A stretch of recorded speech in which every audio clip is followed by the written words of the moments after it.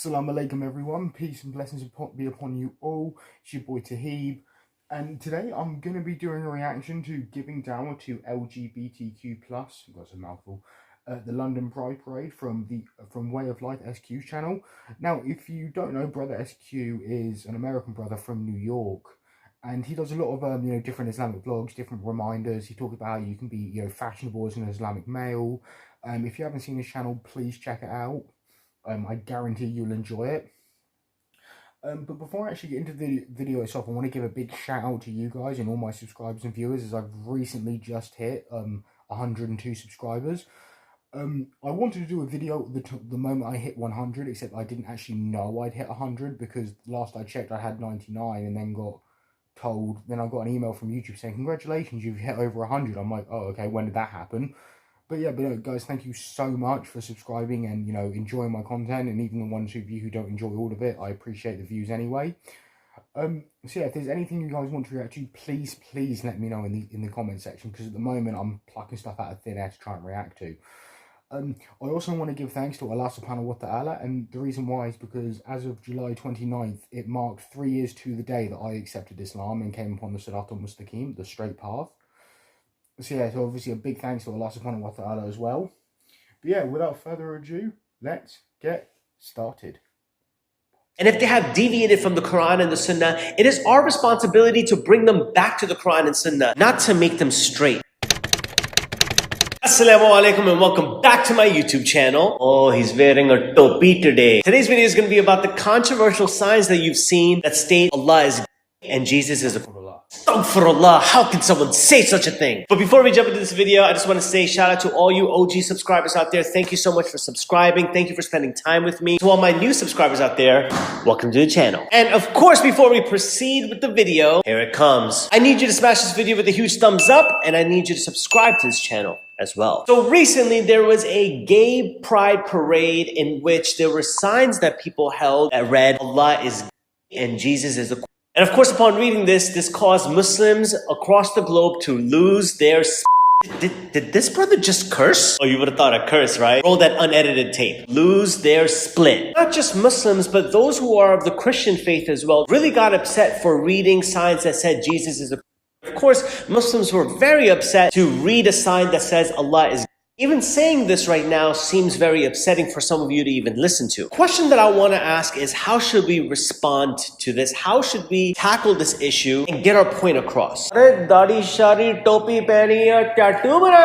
Some of you may already experience this, but whenever someone speaks out about homosexuality, they're immediately called some type of bigot or prejudice, and those are the sort of labels that get put on people which prevent us from actually having conversation and opening up dialogue. We need to remove such labels and actually have a conversation with someone. If someone can't criticize your beliefs or criticize or question what you believe in and how you think, then you are immediately killing any type of discussion that can follow. Anyone has the right to criticize Islam. Say what? You heard it correct. Anyone can criticize Islam. But Islam is so perfect and beautiful that every criticism that someone provides, we not only have the evidence to support our claims, but there's actual reasoning behind those claims. Because criticism leads to discussion. Criticism leads to clarifying misconception. The same way, Islam should not be above any criticism. It should be open and allowing anyone to make a comment about it or clarify their misconception. So should the act of homosexuality. And especially without deeming them to be homophobic. Now, when we speak about those who identify as homosexuals, we need to understand that we cannot take away the humanity that Islam possesses. Because you hate the sin, sometimes we begin to hate the sinner. Just because you hate what they're doing does not mean that you should hate them. It's a difficult concept to truly internalize. It's something that's got to take place. Those who identify to be homosexuals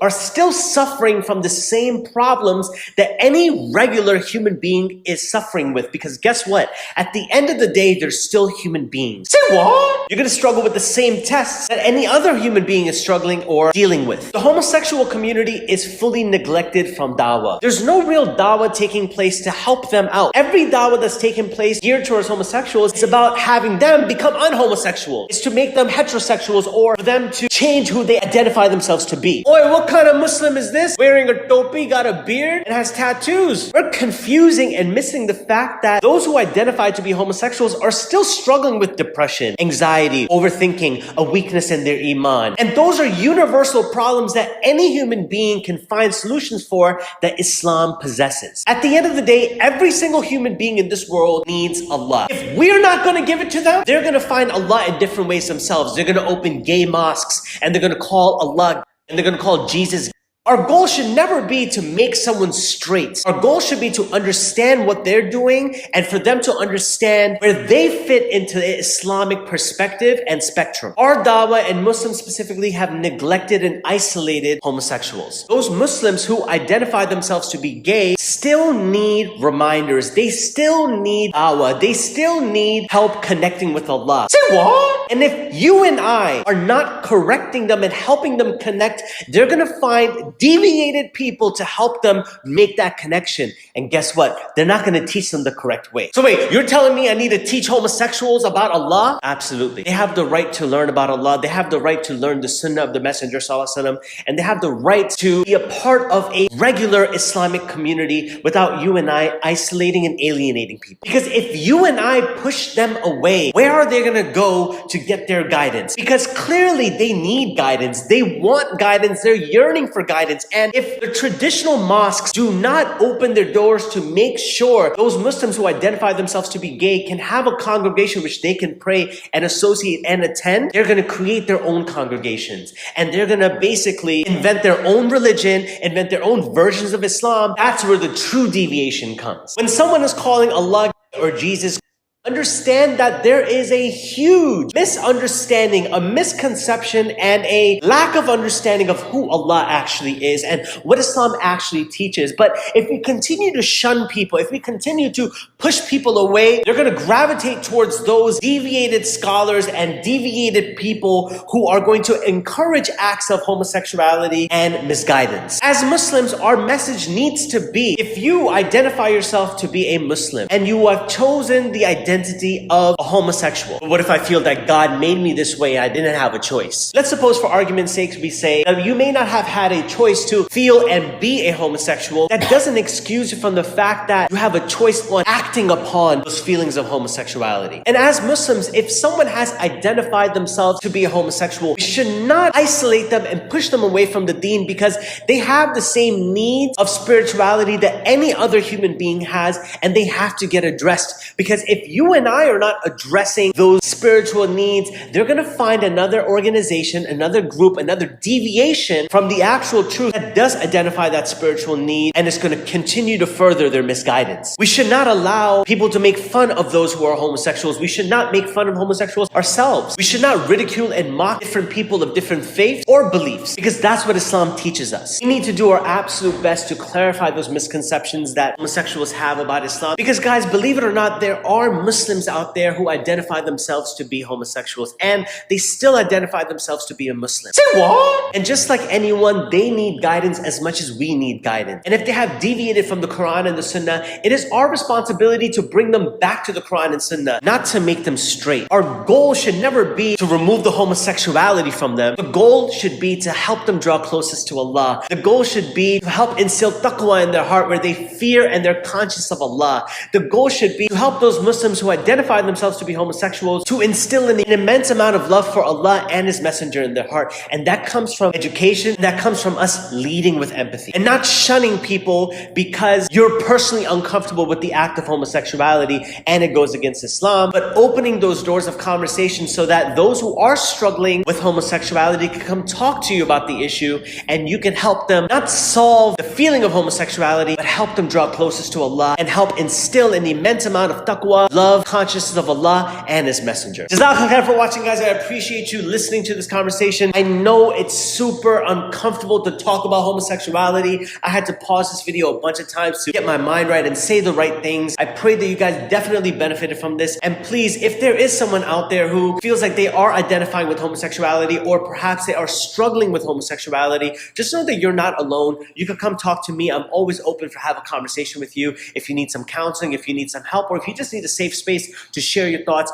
Please just DM me on my Instagram, wayoflifesq. I'll be more than happy to help you out with your issues. What are your thoughts about this entire thing? What was your initial reaction when you saw those posters of Allah is Jesus? Tell me in the comment section below, what was your initial response? And remember, we should never respond with emotion immediately. The first thing that we should do is remain silent, develop some wisdom, and then speak about the matter. And of course, if you benefited from this video, please hit this video with a huge thumbs up and make sure you subscribe to this channel as well. And until next time, I'm out. Yeah, subhanAllah, I thought that was a really good video. I'm glad that he's addressing this issue. I know that he said not to respond with emotions, but it comes to the fact that you can't help but feel emotional when you see the people holding up signs like this. I mean, it's not the first time that I've seen signs like that myself. There's times where I've seen people who have drawn a picture of the Prophet Muhammad, peace and blessings be upon him, and so obviously that's, you know, the first no right there is, you know, anyone who's a Muslim will tell you. Also, it's the fact that, so not only have they drawn a picture of him, they've drawn a picture of him kissing Jesus. And I think it's funny in an ironic sort of way that, you know, they're free to disrespect our faith, yet the moment you say anything bad against homosexuals, immediately you're homophobic. And I don't agree with that at all. Because as far as I'm concerned, it's, you know, you have to give respect to get respect. So, you know, if homosexuals want people to stop insulting them, and I'm not saying that these people, homosexuals deserve to be attacked in the streets or anything like that. I'm not saying that at all. And no one deserves to get attacked in the streets, regardless of their, you know, gender, sexual orientation, you know, religious beliefs, whatever the case may be. But, you know, if homosexual people want people to stop insulting them, they should stop doing things like that. And obviously, I'm not saying that every homosexual does this, but I can guarantee you that almost no homosexual has a problem with people holding up those signs. Because if they did, they wouldn't be in those parades. Another thing that I've noticed as well, and this because I live in a shared house, and one of the housemates who lives here was gay. And I was talking to him about a couple of things, and he says that pride in and of itself isn't supposed to be a parade. It's not supposed to be a festival or a party. It started out as a protest. So it's devolved even in that sense. And I was reading an article where you get people who are actually homophobic in the sense of, you know, they don't agree with homosexuality at all, going to gay pride events and using it as an excuse just to drink and have a party. And it's like, well, you can't really have your cake and eat it too, as they say.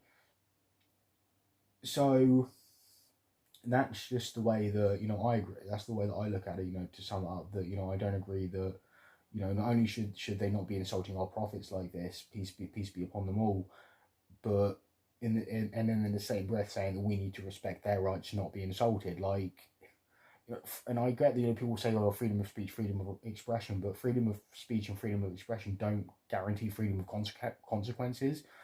Because I guarantee you, if a Muslim went up to you, my apologies, if a Muslim went up to someone who was holding those signs and ripped out of their hands, they'd immediately get attacked for being homophobic, even though the signs themselves, like the ones in the video that was shown, are Islamophobic in that sense. Let me know what you guys think in the comment section. You know, please make sure to like and subscribe as always. Again, thank you all my subscribers for hanging on this far. You know, please share my videos if you want. I have no problem with that at all.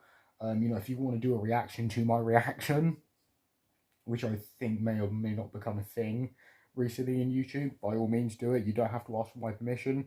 Just please include the original link in the description of your videos. But yeah, until then, guys, peace.